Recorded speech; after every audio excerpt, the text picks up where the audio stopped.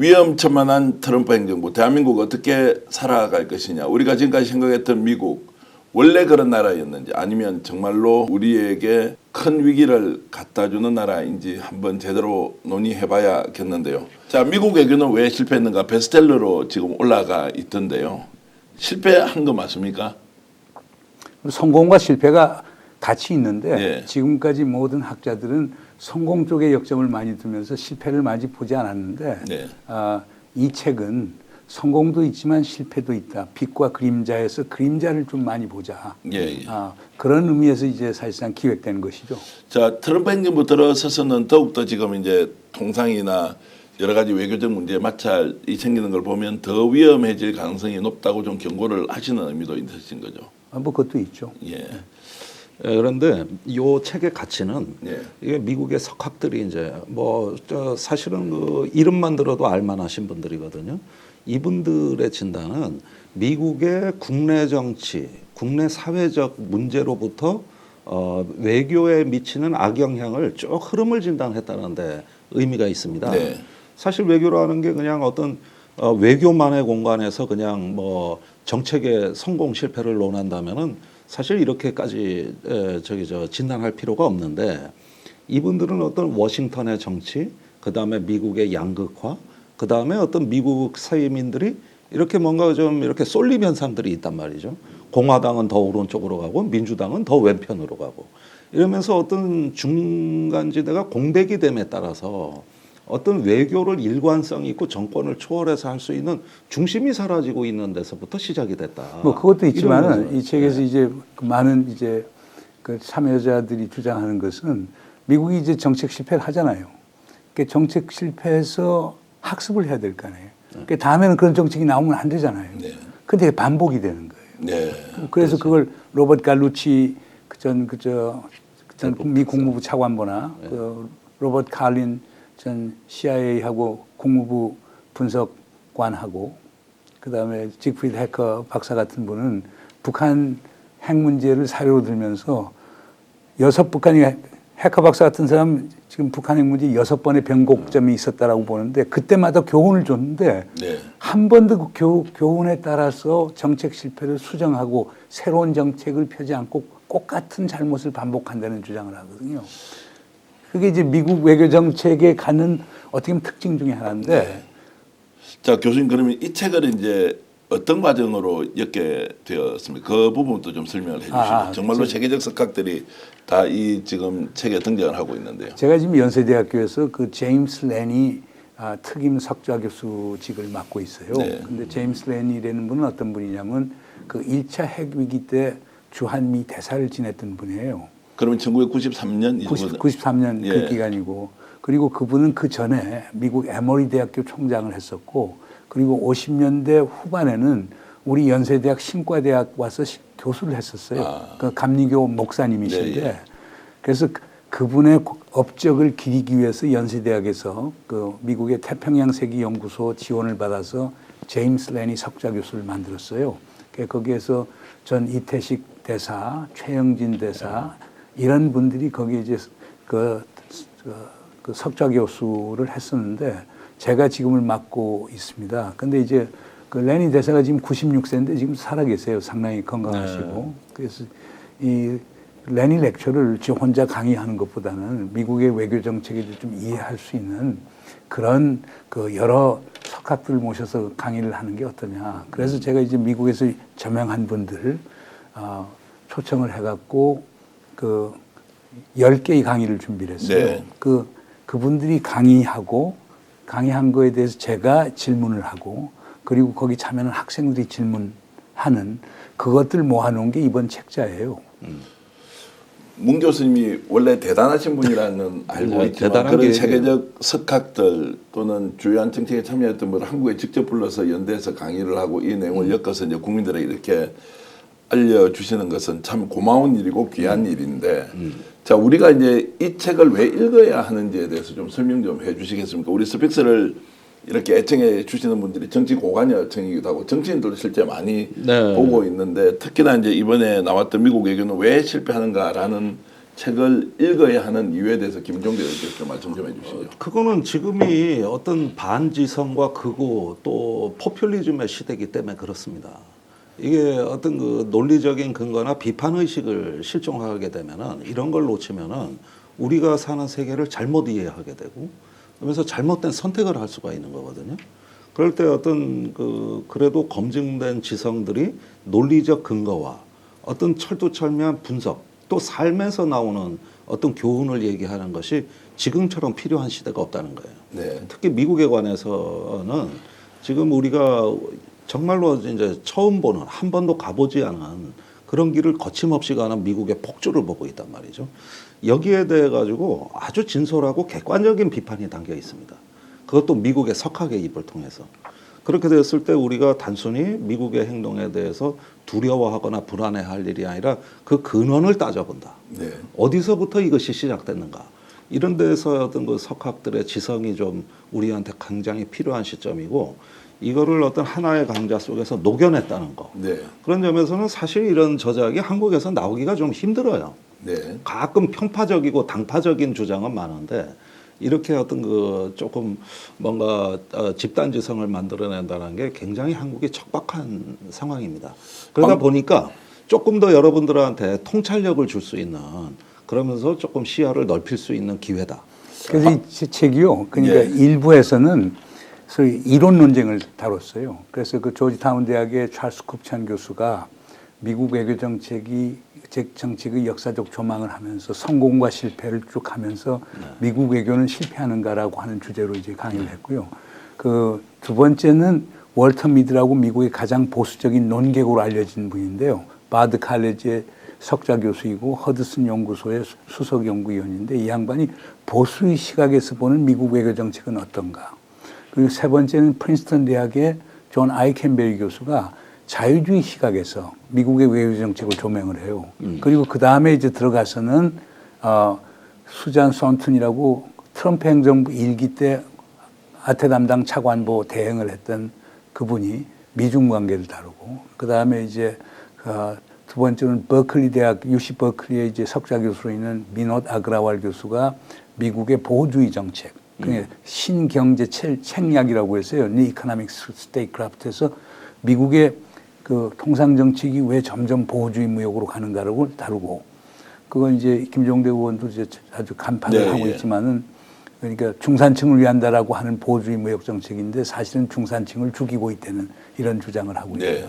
그다음 벤 잭슨이라고 하는 교수가 인도 태평양 전략에 대해서 통렬하게 비판을 하고 그다음에 미란다 슈로이스라고 뮌헨 공대에 있는 분이 이제 미국의 기후 변화 정책을 다루고 있습니다. 그리고 마지막 3부에서는 그 로버트 칼린하고 직프리드 해커 교수가 그 북핵 문제를 다루는데 무엇이 실패를 가져왔는가, 왜 학습하지 않는가를 다루고 마지막으로 로버트 갈루치 전 국무부 차관보가 한미 동맹과 미국의 대북 정책에 대해서 다루고 있는데요. 그래서 이게 학자들하고 그다음 실무에 있던 사람, 그중에 지금 하나는 또 빠졌는데 칼 아이켄베리 장군이라고 미 특전사 사령관을 하고 아프가니스탄 다국적군 사령관도 하고 아프간 주재 대사도 했던 분이 있어요. 이분이 우크라이나하고 가자 사태 그리고 중동 사태, 아프간 문제 여기에서 우리 미국이 왜 실패했는가를 다루고 있거든요.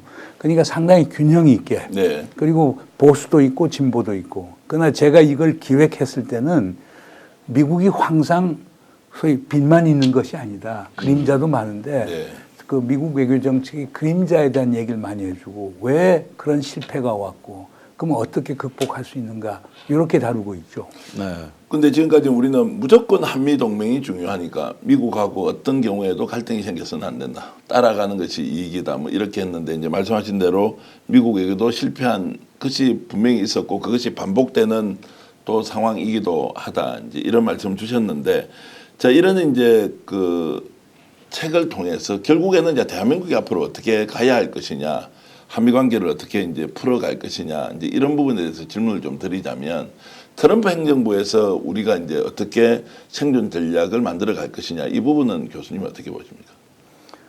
그러니까 우선 뭐 제일 중요한 건 트럼프 행정부를 잘 알아야 되겠죠. 그리고 두 번째로는 과거와 같은 소위 세력균형 결정론이라든가 그러니까 미국에 대한 맹목적 충성 요런 생각에서는 조금 벗어나야 되겠죠. 네. 그러니까 우리가 얼마나 보다 더 전략적 자율성을 갖고 미국을 대하는 법을 해야 될 것이고 그다음에 저희가 이 책을 준비하면서 보는 게 거기에 참여한 모든 미국의 학자나 전직 관료들이 얘기하는 게 미국 외교가 왜 실패하느냐 하는 얘기를 할 때 우리 김종대 의원이 지적한 세 가지예요.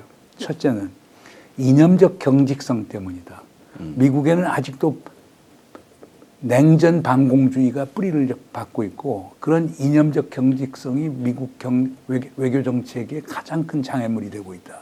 두 번째, 미국 사회는 이제 너무나 양극화가 됐다. 민주당, 공화당이 합의를 이루지 못한다.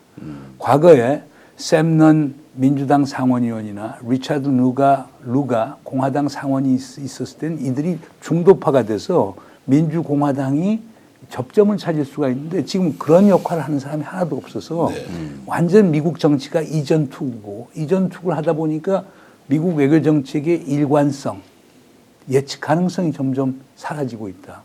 그리고 마지막으로 이제 이분들이 강조하는 것은 미국 외교 정책이 가장 주목해야 될 것은 오만에서 벗어나야 된다. 미국 예외주의, 미국 일방주의 이런 아주 에로건트한 오만에 찬 이런 외교 정책이 미국 외교 정책의 실패를 가져오고 있다. 그런데 놀라운 거는 이런 지적이 대한민국에도 그냥 적용이 돼요. 네. 그냥 이념적 경지성, 네. 그다음 양국화된 국내 정치적 구도, 그다음에 대한민국이 우주의 중심이라고 생각하는 분들, 그러니까 우리가 북한에 대해서 우월하고 중국에 대해서 우월하고 러시아에 대해서 우월하고 그러면서도 미국에 대해서는 충성하는 네. 이런 어떤 집단 지성 이런 것들이 한국 외교의 가장 큰 장애가 되고 있지 않느냐. 그래서 이 책을 한번 읽고 나시면은 네. 미국의 외교 정책의 실패 원인이 한국에도 그냥 한국에도 적용할 수 적용되는. 있다라고 하는 것을 깨닫을 수 있게 된다고 봅니다. 자, 이제 이런 세계적 석학이나 정책 전문가들이 대한민국의 외교 정책에 대해서는 어떻게 평가를 합니까? 미국의 외교 정책은 이제 이렇다라고 이제 하는데 이분들이 한국에 와서 교수님 주관으로 이제 강의를 하고 이렇게 했지 않습니까? 이분들은 한국의 외교 정책에 대해서 어떻게 냉정하게 평가하는 그건 거예요? 답하기가 상당히 힘든 그래요? 건데요. 왜냐하면 사안별로 다 다르고 예. 그리고 이분들이 또 한국 전문가들이 아니거든요. 예. 그러나 그분들이 공통점은 얘기해요. 한미동맹이 중요하니까 한미동맹은 잘 유지해 나가고 네. 그리고 한미동맹이라고 하는 게 미국이 만들어 놓은 자유국제주의 질서를 유지하는 데 핵심적인 변수다. 자, 그분들 특히 이제 남북 문제 같은 걸 개선할 때 북미 대화는 트럼프 중심으로 가고 김정은이 주도할 것이다라고 하는 데서 대한민국 정부가 약간 소외되어 있지 않습니까? 이제 이런 부분에서는 한국 정부의 적극적인 역할이 필요하다고 대체로 동의를 하시는가요? 근데 그분들 생각은 이런 것 같아요. 특히 뭐 갈루치 교수나 그다음에 해커 칼린 같은 분들 얘기하는 것은 북한 핵 문제 하는데 한국의 역할은 비교적 제한적이라고 보는 거예요. 네. 그러니까 그 현실 인식을 하자는 거죠. 예. 그러니까 그분들은 공통적으로 얘기하는데 지금 한국이 패싱된다는 건 이런 거란 말이에요. 지금 북한하고 대화 협상을 하는데 목표가 북한의 완전한 비핵화냐, 한반도의 비핵화냐, 아니면은 핵 군축이냐. 근데 이제 미국에서 이제 협상하는 사람들은 핵 군축을 통해서만 비핵화로 갈 수 있으니까 그러니까 미국하고 대화 협상할 때는 소위 핵 군축, 그냥 북한이 핵 활동을 중단하고 그 갖고 있는 핵 시설, 물질, 무기를 감축해 나가는 것. 이게 협상의 대상이 된다고 보는데 지금 한국이나 일본에서 그걸 반대하는 거란 말이에요. 네. 그러니까 뭐 참 다음에 진보 정부가 오면 어떻게 될는지 모르지만은 그분들 얘기는 그 코리아 패싱이라는 게 상당히 인위적인 그 컨셉이다. 뭐 한국 입장에서는 하여간 뭐로 가도 서울만 가서 일이 잘 되면 되는 것 아니냐. 물론 미국은 한국하고 분명히 동맹이니까 협의할 것이다. 그런 틀 아래서 북한이 핵무기 갖고 장난하지 못하도록 만드는 이게 중요한 거라고 얘기를 하는 거거든요. 그런 점에서 좀 차이점이 있는 것 같아요. 여기 이제 아이 캠베리 장군이나 벤 잭슨 그 이제 구장에 나와 있는 것 같은데 이분들이 이제 후반부에서 경고가 점점 강력해집니다.